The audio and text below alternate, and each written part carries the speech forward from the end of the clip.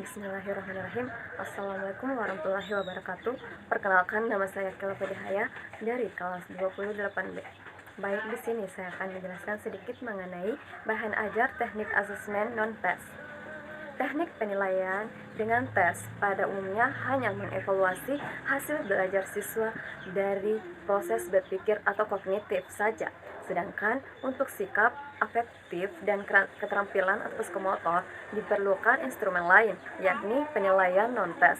Penilaian non-tes tanpa menguji peserta didik melainkan dengan melakukan pengamatan atau observasi, melakukan wawancara atau interview, menyebarkan angket atau kuesioner, dan meneliti dokumen atau dokumentasi atau dalam bentuk sosiometri. Yang pertama yaitu pengamatan atau observasi.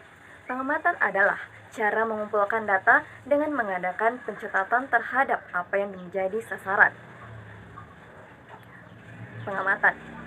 Yang kedua yaitu wawancara atau interview. Wawancara adalah teknik pengumpulan data atau informasi tertentu yang dilaksanakan dengan tanya jawab secara lisan. Dikenal ada dua jenis wawancara, yakni wawancara terpimpin dan wawancara tak terpimpin. Wawancara terpimpin disebut juga wawancara terstruktur, telah dipersiapkan secara matang. Pertanyaan-pertanyaan yang akan diajukan juga telah disiapkan terlebih dahulu.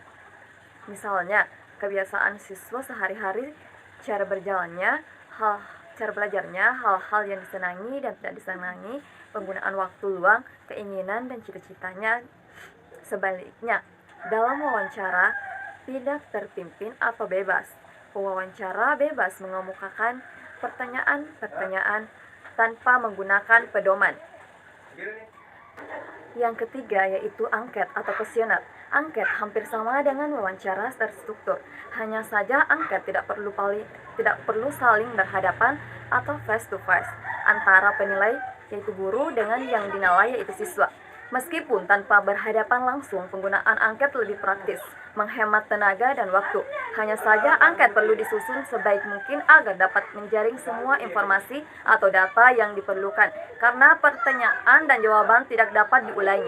Bentuknya dapat berupa jawaban ya atau tidak, bisa juga dalam bentuk pilihan ganda, atau berbentuk skala sikap. Skala sikap yang paling dikenal adalah skala Likert, yang berisi pernyataan dengan rentang jawaban tertentu, misalnya dari selalu, tidak pernah, dan sangat setuju, sangat tidak setuju.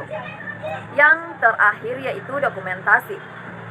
Dokumentasi di sini yaitu evaluasi mengenai kemajuan, perkembangan, atau keberhasilan belajar peserta didik, dapat juga dilengkapi atau diperkaya dengan cara melakukan pemeriksaan terhadap dokumen-dokumen yang tersedia.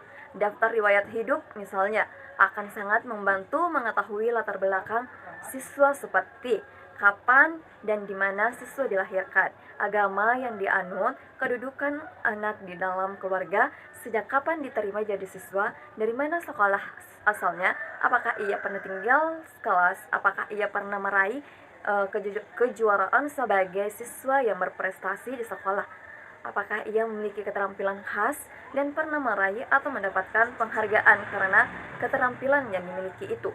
Apakah yang bersangkutan pernah menderita penyakit yang serius, berapa lama dirawat di rumah sakit, dan sebagainya.